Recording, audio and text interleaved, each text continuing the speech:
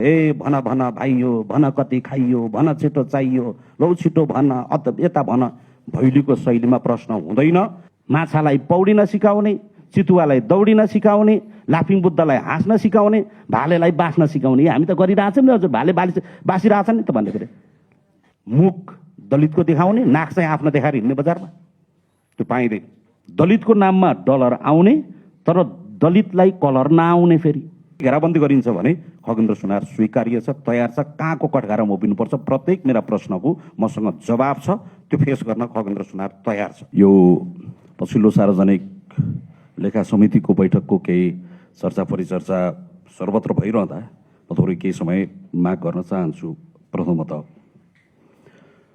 तपाईँले बैठकको प्रारम्भमा भन्नुभयो, आदरणीय सभापतिज्यूले यसलाई मर्यादित बनाउने, यसलाई शिष्ट बनाउने, यसलाई अझ विशिष्ट बनाउने, यसका प्रभावकारिताका विषयमा, यसका गौरवका विषयमा त्यो प्रति एउटा जिम्मेवार सांसद, निर्वाचित सांसद हुनुको नाताले र यिनै विषयको सेरोफेरोबाट आएको एउटा सांसद हुनुको नाताले यो विषयमा म गम्भीर छु।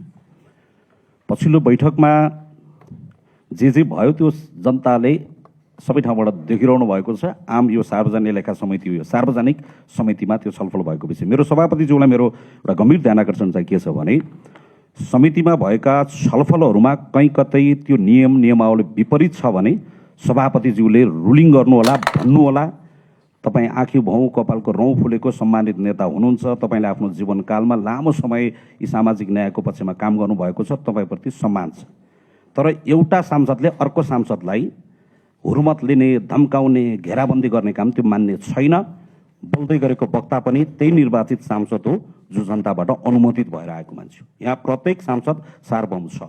त्यो भन्दै गर्दा कहीँ कतै नियम आपत्ति भयो भने सार्वजनिक लेखा समितिको जुन नियम नियमावली छ त्यो देखाउने, नियम आपत्ति गर्ने र सभापतिले रुलिङ गर्नुलाई, ताकि यसो र त्यसो भन्ने छैन, हुँदैन, त्यो मान्ने छैन, त्यो स्वीकार्य छैन। र पनि फेरि घेराबन्दी गरिन्छ भने खगेन्द्र सुनार स्वीकार्य छ, तयार छ। कहाँको कठघारामा उभिनुपर्छ, प्रत्येक मेरा प्रश्नको मसँग जवाब छ। त्यो फेस गर्न खगेन्द्र सुनार तयार छ।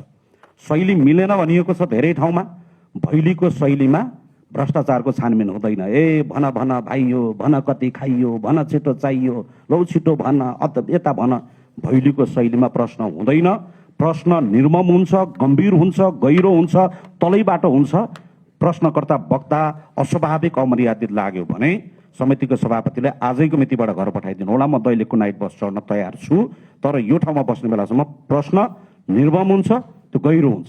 त्यो कसैको चाकडी, कोही कसैलाई भन्नुपर्ने, केही कसै गर्नुपर्ने छ भने सम्बन्धित माननीयजीहरूले यसरी हो नि बोल्ने भनेर मजाले बोल्न सक्नुहुनेछ। त्यो सार्वभौमिक त्यो अधिकार सबैलाई छ। यो कुरामा ध्यान आकर्षण गराउन चाहन्छु। आजको विषय प्रवेश गरौँ। नेपाललाई प्राप्त हुने वैदेशिक सहायताको लेखा परीक्षणको सन्दर्भमा विदेशबाट जे जति पैसाहरू नेपाललाई प्राप्त हुन्छ, अनुदानको नाममा, सहायताको नाममा, ऋणको नाममा, यो नाममा, त्यो नाममा, त्यसको आर्थिक अनुशासन कायम गर्ने सन्दर्भमा म एउटा उपसमितिको संयोजक पनि छु। अस्तिको त्यसमा छलफल हुँदै गर्दाखेरि यो विदेशले दिएको अनुदान तपाईँले लेखा परीक्षण गर्न पाउनुहुन्छ कि पाउनु हुँदैन भन्दै गर्दा महालेखा परीक्षकको प्रतिनिधिले भन्नुभयो यो हामीले पाउँदैनौँ। यो सरकारको खातामा पनि आउँदैन, हातामा पनि आउँदैन, तर बेरुजुमा देखिन्छ, टाउकोमा चाहिँ आउँछ। त्यो कुन विषय हो त्यसलाई महालेखा परीक्षकज्यूले त्यो बताउनु होला। अहिले यी जति जति भनिएका छन् यो महालेखा परीक्षकले अडिट गर्न पाउने विषय हो कि होइन, त्यो होइन भने के हो भने के हो, यो बारेमा चाहिँ छलफल हुनुपर्दछ। सहायतामा 2-3 थरीका पैसाहरू मैले यसो बुझेको छु। अर्थको अर्थ बुझेको विश्वविख्यात, विश्वभरि नाम कमाउनु भएको डाक्टर स्वर्णिम वाग्ले हाम्रो बिचमा हुनुहुन्छ अर्थमन्त्रीको रूपमा। भौतिक रूपमा प्राप्त हुने, भौतिक संरचनामाथि प्राप्त हुने, राज्यका अन्य संरचनामा प्राप्त हुने, त्यसको बारेमा अर्थमन्त्रीज्यूले पनि भन्नुहोला, यसका विषयविज्ञले पनि भन्नुहोला। तर सामाजिक रूपमा प्राप्त हुने पैसाहरूको विषयमा, सहायताहरूको विषयमा चाहिँ केही मेरो प्रश्नहरू छ र त्यो हुन्छ। त्यसमा दलितको नाममा, गरिबको नाममा सबैभन्दा बढी डलरहरू आउँछ।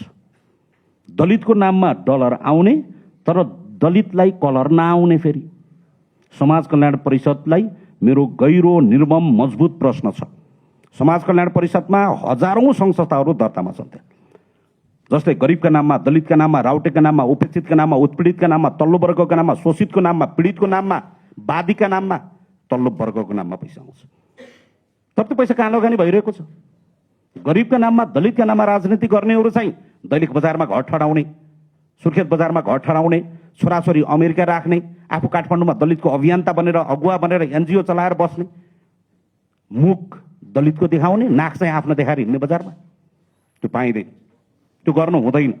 यो महालेखा परीक्षणले, यो एनजिओले ल्याउने पैसा, यो आइएनजिओले अहिले यहाँ सुन्यो, एउटा सरकारको माध्यमबाट आउँछ, एउटा एनजिओ आइएनजिओले सोचिदिन्छन्। यो एनजिओ आइएनजिओले ल्याउने पैसा महालेखा परीक्षकले त्यो गर्न, लेखा परीक्षण गर्न पाउँछ कि पाउँदैन? त्यो पाउनुपर्छ। सरकारको माध्यमबाट पैसा आउने, राज्यले त्यसलाई चाहिँ एप्रुभ गरेर पैसा लगानी गरेर तल उसमा दिने, अनि एनजिओ आइएनजिओले तल तालिम सञ्चालन गर्ने, आफू मिलाएर टाकटुक पारेर चापचुप पारेर मुख मिठाएर घर फर्किने, त्यो हुँदैन। अहिले एनजिओ आइएनजिओको तलको तालिम फेरि कस्तो खालको हुन्छ?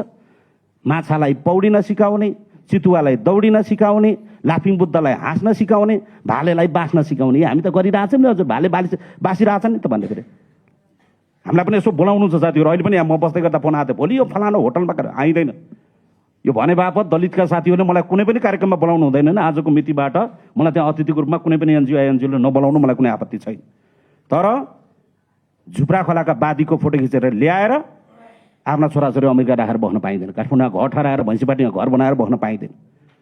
मेरो यसमा निर्मम कुरा चाहिँ ए भन भन भाइयो, भन कति खाइयो, भन छिटो चाहियो, लौ छिटो भन, यता भन, भैलीको शैलीमा प्रश्न हुँदैन। माछालाई पौडिन सिकाउने, चितुवालाई दौडिन सिकाउने, लाफिङ बुद्धलाई हाँस्न सिकाउने, भालेलाई बाँच्न सिकाउने। हामी त गरिरहेछौँ नि, हजुर भाले बाँचिरहेछन् नि त भन्ने फेरि। मुख दलितको देखाउने, नाक चाहिँ आफ्नो देखाएर हिँड्ने बजारमा, त्यो पाइँदैन।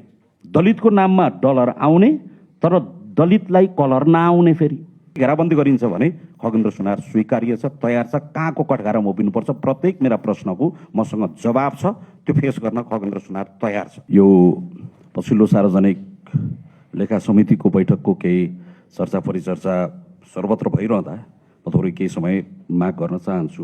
प्रथमतः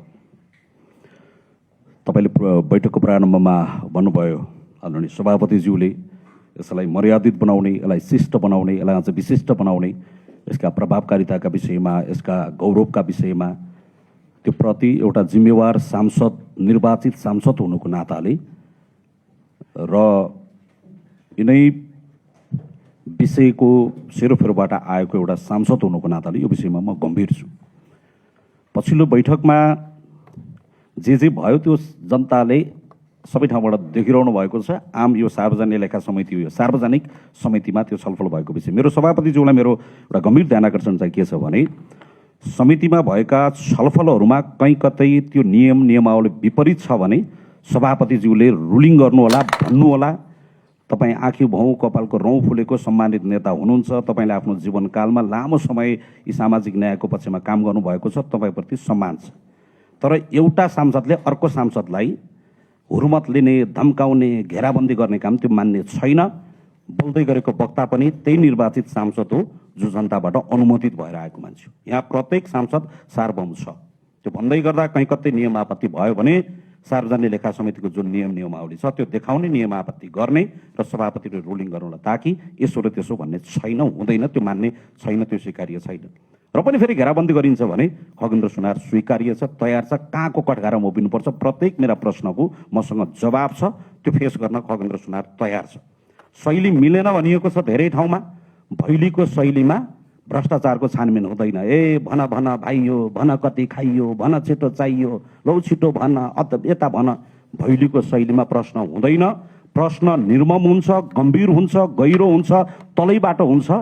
प्रश्नकर्ता वक्ता अस्वाभाविक अमर्यादित लाग्यो भने समितिको सभापतिले आजैको मितिबाट घर पठाइदिनु होला। म दैलेखको नाइट बस चढ्न तयार छु, तर यो ठाउँमा बस्ने बेलासम्म प्रश्न निर्मम हुन्छ, त्यो गहिरो हुन्छ।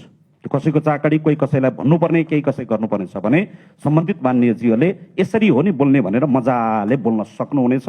त्यो सार्वभौमिक त्यो अधिकार सबैलाई छ। यो कुरामा ध्यान आकर्षण गराउन चाहन्छु। आजको विषय प्रवेश गरौँ। नेपाललाई प्राप्त हुने वैदेशिक सहायताको लेखा परीक्षणको सन्दर्भमा विदेशबाट जे जति पैसाहरू नेपाललाई प्राप्त हुन्छ, अनुदानको नाममा, सहायताको नाममा, ऋणको नाममा, यो नाममा, त्यो नाममा, त्यसको आर्थिक अनुशासन कायम गर्ने सन्दर्भमा म एउटा उपसमितिको संयोजक पनि छु। अस्तिको त्यसमा छलफल हुँदै गर्दाखेरि यो विदेशले दिएको अनुदान तपाईँले लेखा परीक्षण गर्न पाउनुहुन्छ कि पाउनु हुँदैन भन्दै गर्दा महालेखा परीक्षकको प्रतिनिधिले भन्नुभयो यो हामीले पाउँदैनौँ। यो सरकारको खातामा पनि आउँदैन, हातामा पनि आउँदैन, तर बेरुजुमा देखिन्छ, टाउकोमा चाहिँ आउँछ। त्यो कुन विषय हो त्यसलाई महालेखा परीक्षकज्यूले त्यो बताउनु होला। अहिले यी जति जति भनिएका छन् यो महालेखा परीक्षकले अडिट गर्न पाउने विषय हो कि होइन, त्यो होइन भने के हो भने के हो, यो बारेमा चाहिँ छलफल हुनु पर्दछ। सहायतामा 2-3 थरीका पैसाहरू मैले यसो बुझेको छु। अर्थको अर्थ बुझेको विश्वविख्यात विश्वभरि नाम कमाउनु भएको डाक्टर स्वर्णिम वाग्ले हाम्रो बिचमा हुनुहुन्छ अर्थमन्त्रीको रूपमा। भौतिक रूपमा प्राप्त हुने, भौतिक संरचनामाथि प्राप्त हुने, राज्यका अन्य संरचनामा प्राप्त हुने त्यसको बारेमा अर्थमन्त्रीज्यूले पनि भन्नुहोला, यसका विषयविज्ञले पनि भन्नुहोला। तर सामाजिक रूपमा प्राप्त हुने पैसाहरूको विषयमा, सहायताहरूको विषयमा चाहिँ केही मेरो प्रश्नहरू छ र त्यो हुन्छ। त्यसमा दलितको नाममा, गरिबको नाममा सबैभन्दा बढी डलरहरू आउँछ। दलितको नाममा डलर आउने तर दलितलाई कलर नआउने। फेरि समाज कल्याण परिषदलाई मेरो गहिरो निर्मम मजबुत प्रश्न छ। समाज कल्याण परिषदमा हजारौं सङ्घ संस्थाहरू दर्तामा छन्।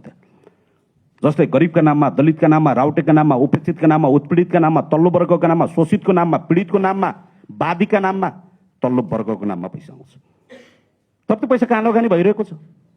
गरिबका नाममा, दलितका नाममा राजनीति गर्नेहरू चाहिँ दैनिक बजारमा घर ठडाउने, सुर्खेत बजारमा घर ठडाउने, छोराछोरी अमेरिका राख्ने, आफू काठमाडौँमा दलितको अभियन्ता बनेर, अगुवा बनेर एनजिओ चलाएर बस्ने, मुख दलितको देखाउने, नाक चाहिँ आफ्नो देखाएर हिँड्ने बजारमा। त्यो पाइँदैन, त्यो गर्नु हुँदैन। यो महालेखा परीक्षणले, यो एनजिओले ल्याउने पैसा, यो आइएनजिओले अहिले यहाँ सुन्यो, एउटा सरकारको माध्यमबाट आउँछ, एउटा एनजिओ आइएनजिओले सोझै दिन्छन्। यो एनजिओ आइएनजिओले ल्याउने पैसा महालेखा परीक्षकले त्यो गर्न, लेखा परीक्षण गर्न पाउँछ कि पाउँदैन? त्यो पाउनुपर्छ। सरकारको माध्यमबाट पैसा आउने, राज्यले त्यसलाई चाहिँ एप्रुभ गरेर पैसा लगानी गरेर तल उसमा दिने, अनि एनजिओ आइएनजिओले तल तालिम सञ्चालन गर्ने, आफू मिलाएर टाकटुक पारेर चापचुप पारेर मुख मिठाएर घर फर्किने, त्यो हुँदैन। अहिले एनजिओ आइएनजिओको तलको तालिम फेरि कस्तो खालको हुन्छ? माछालाई पौडिन सिकाउने, चितुवालाई दौडिन सिकाउने, लाफिङ बुद्धलाई हाँस्न सिकाउने, भालेलाई बाँच्न सिकाउने। हामी त गरिरहेछौँ नि हजुर, भाले बाँचिरहेछन् नि त भन्ने फेरि। हामीलाई पनि यसो बोलाउनु छ साथीहरू। अहिले पनि यहाँ म बस्दै गर्दा फोन आएको थियो, भोलि यो फलानो होटलमा आइँदैन यो भने बापत दलितका साथीहरूले मलाई कुनै पनि कार्यक्रममा बोलाउनु हुँदैन। आजको मितिबाट मलाई त्यहाँ अतिथिको रूपमा कुनै पनि एनजिओ आइएनजिओले नबोलाउनु मलाई कुनै आपत्ति छैन। तर झुप्रा खोलाका वादीको फोटो खिचेर ल्याएर आफ्ना छोराछोरी अमेरिका राखेर बस्न पाइँदैन। काठमाडौँमा घर ठहराएर भैँसीपाटीमा घर बनाएर बस्न पाइँदैन। मेरो यसमा निर्मम कुरा चाहिँ छ।